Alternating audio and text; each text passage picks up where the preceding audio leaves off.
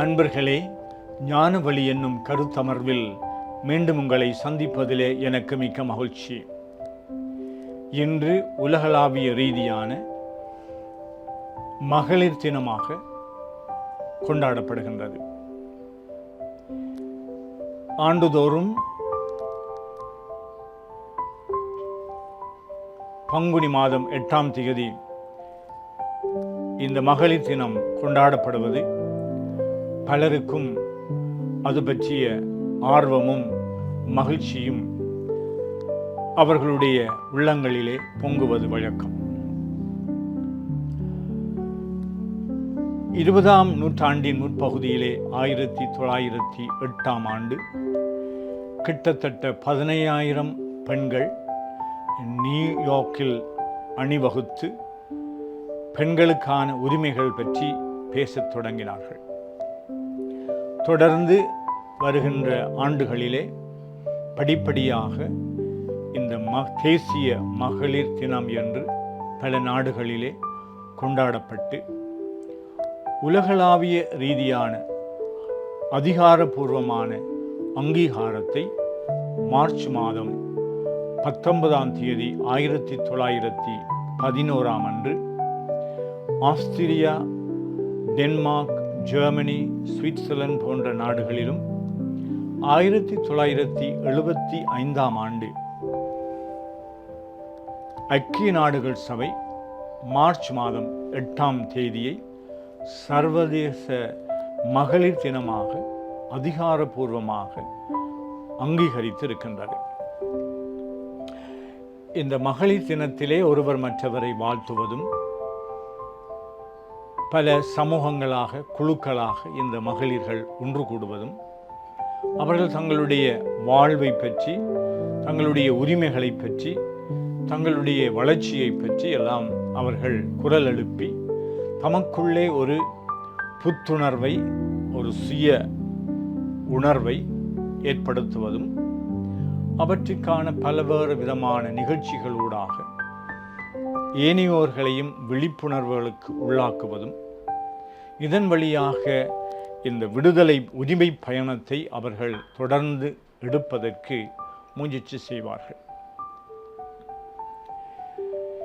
இந்த வருடத்திலே ஒவ்வொரு பெண்ணுக்கும் அதிகாரம், சமத்துவம், முன்னேற்றம் போன்றவை உள்ளடக்கிய பயணத்திலே அவர்கள் நடவடிக்கையை விரைவுபடுத்துங்கள், ஆக்சலரேட் தி ஆக்ஷன் என்று சொல்லுவார்.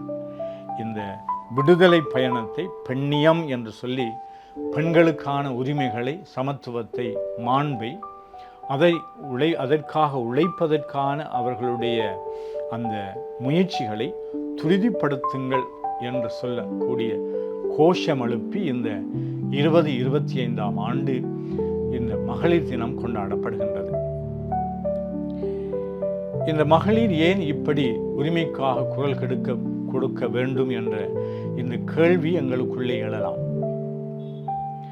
வேத நூலை நாங்கள் பற்றி பார்க்கின்ற பொழுது யூத சமூகத்திலே ஆணாதிக்கம் அதிகமாக இருந்ததும், பெண்கள் அடிமைகளாக்கப்பட்டதும், அவர்கள் தூய்மை இல்லாதவர்களாகவும், அவர்கள் 2ஆம் தர பிரஜைகளாகவும் ஆக்கப்பட்டார்கள். இவ்வாறு இந்த யூத சமயம் கடவுளுடைய கட்டளைகளை அவர்கள் அனுசரித்தாலும், அவர்கள் மத்தியிலே ஒரு கலாச்சார ரீதியாக எழுந்த ஆண் ஆதிக்கம் எப்பொழுதும் அங்கு நிலைநாட்டப்படுவதை நாங்கள் காணலாம். இங்கு இயேசுவினுடைய மனநிலை என்ன? பெண்கள் பற்றியும் பெண்ணியம் பற்றியும் நற்செய்தியிலே இயேசு எப்படிப்பட்ட போதனைகளை முன்வைத்தார்? அவருடைய புதுமையாற்றுகின்ற அவருடைய பணி எத்தகைய பணியாக அமைந்திருந்தது என்று சற்று சிந்தித்தால், ஒன்று, இந்த வேதநூல் ஆசிரியர்கள் பெண்ணினுடைய மாண்பினை அந்த கலாச்சாரத்திலே அவர்கள்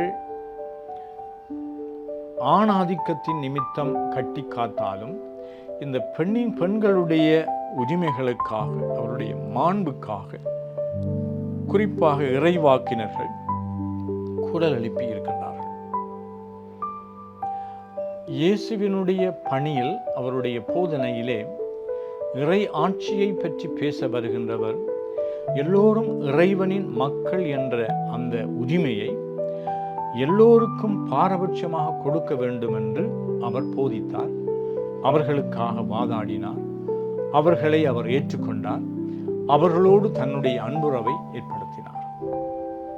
வெறுமனே பெண்களுக்காக மட்டுமல்ல, எந்தெந்த ரீதியாக மனிதர்கள் அடக்குமுறைக்கு உட்படுத்தப்படுகின்றார்களோ அவர்கள் பாவியர்கள் என்று தள்ளி வைக்கப்படுகலாம், ஊனமுற்றவர்கள் என்று தள்ளி வைக்கப்படலாம், அவர்கள் ஏனைய இனத்தவர்கள், தாழ்ந்தவர்கள் என்று தள்ளி வைக்கப்படலாம், இப்படி பெண்கள் என்று சொல்லி தள்ளி வைக்கப்படலாம்.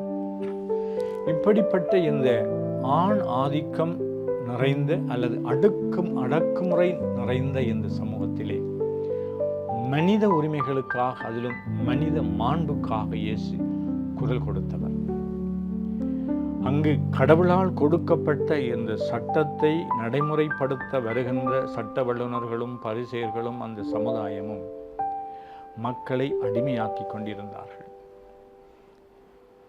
இயேசு அவருடைய முதல் 12 சீடர்களை அழைத்த பொழுது 12 ஆண்களாக அழைத்தார் என்று நற்செய்தி கூறினாலும், இயேசுவினுடைய சீடர் குழாமிலே இயேசுவால் அன்பு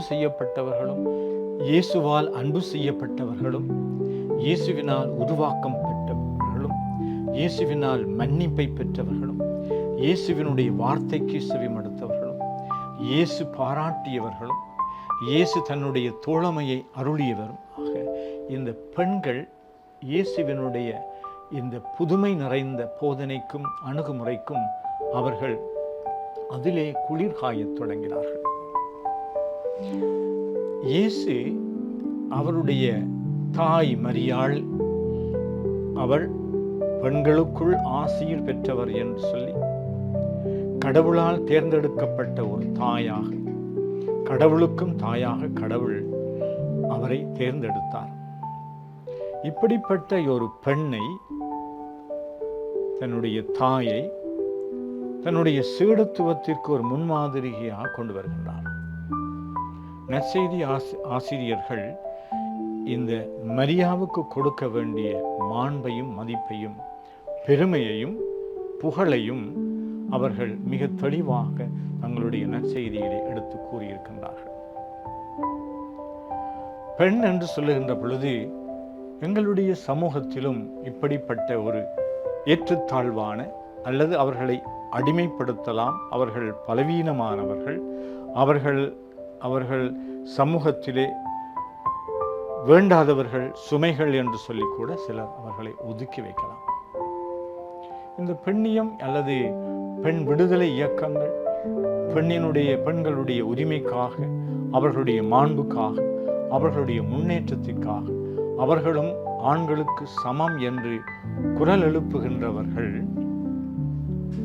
எங்களுடைய சமூகத்திலே சில வேளைகளிலே இப்படி அடிமைகளாக இருப்பது அல்லது குறைவாக தங்களை எடை போட்டு அல்லது தங்களுடைய பலவீனத்திலே மகிழ்ச்சி காணக்கூடியவர்களும் இருக்கின்றார்கள். இது ஒரு அறியாமை. அதனாலே புரட்சி செய்ய வேண்டும் என்று, ஆணும் பெண்ணும் சமத்துவமாக இருக்க வேண்டும் என்று சொன்னால் அவர்கள் சம சந்தர்ப்பங்கள் கொடுக்கப்பட வேண்டும், சம உரிமைகளை பெற வேண்டும்.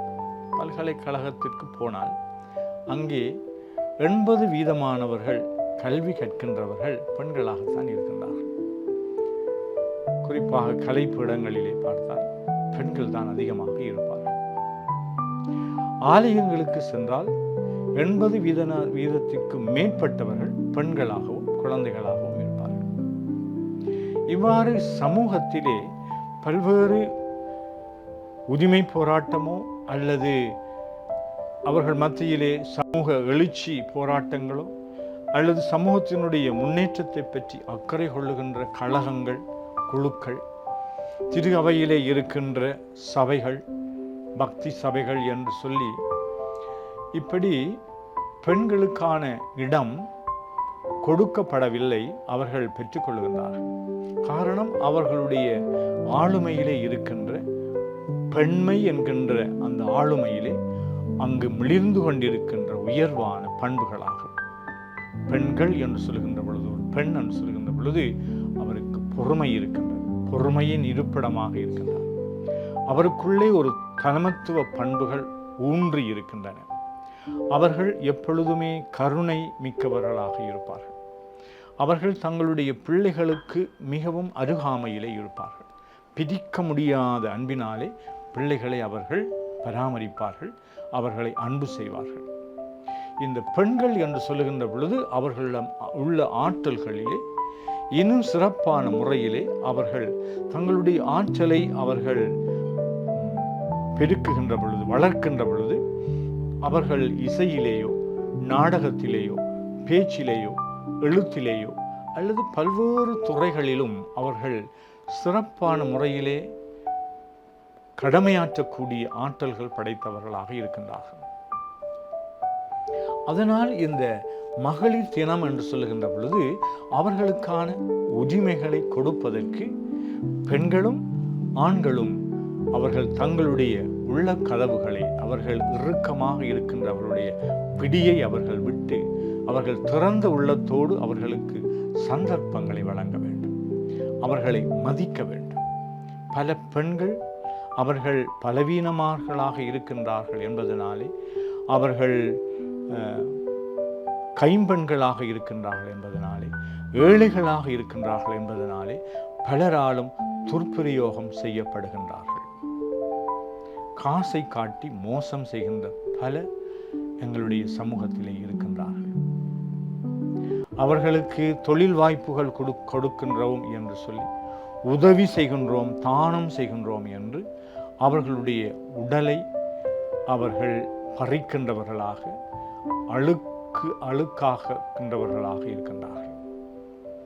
அவர்களை பாவத்திலே விழச் செய்கின்றார்கள், சோதிக்கின்றவர்களாக இருக்கின்றார்கள். இயேசுவுடைய சன்னிதானத்திற்கு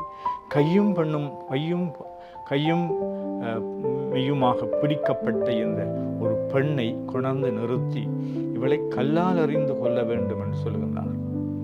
அதாவது குற்றம் புரிகின்றவர்கள் பெண்கள், அவர்கள் கல்லால் அறிந்து தண்டிக்கப்பட வேண்டும் என்று சொல்லி, கல்லால் அறிந்து கொல்லப்பட வேண்டும் என்பது ஒரு கடுமையான, இந்த காலத்திலே இந்த யுகத்திலே அதை ஏற்றுக்கொள்ள முடியாத ஒரு தண்டனையாக இருக்கின்றது. ஆனால் இயேசு அவருடைய பெருந்தன்மையும் கருணை மிக்க பார்வையும், நீ இனிமேல் பாவம் செய்யாதே, சமாதானமாக போ என்று சொல்லி ஒரு புதிய வாழ்வுக்கு அவருக்கு வழிகாட்டி விட்டார். இப்படி பல சந்தர்ப்பங்களிலே நாங்கள் பார்க்கின்றோம்.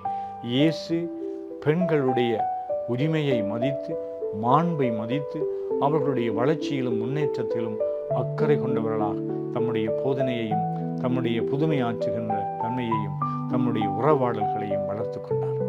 எனவே இந்த மகளிர் தினத்திலே பெருமைப்படுகின்ற மகளிரும், அவர்களுக்கு அவர்களுடைய உரிமைகளை கொடுக்க வேண்டும், அவர்களை மதிக்க வேண்டும் என்று சொல்கின்ற ஆண் வர்க்கத்தினர்களும், இன்னும் சமூகத்திலே இருக்கின்ற தேவையற்ற பழமை வாய்ந்த கட்டுப்பாடுகள், பொருளற்ற பாரம்பரியங்கள், இப்படித்தான் இருக்க வேண்டும் என்று சொல்லி கொடுக்கின்ற, அதை பிடிவாதமாக எப்பொழுதுமே காக்க வேண்டும் என்று பிடிவாதம் பிடிக்கின்றவர்கள் தங்களுடைய அந்த தவற்று நிலையிலே இருந்து விடுதலை பெற வேண்டும்.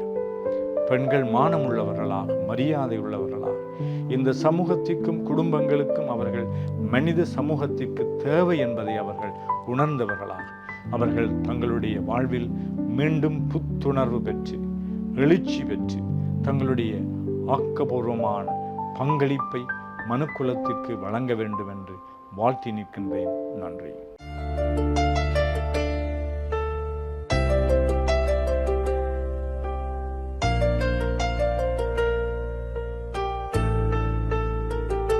நமது ஃபேஸ்புக் மற்றும் யூடியூப் பக்கத்தை லைக் செய்யுங்கள்.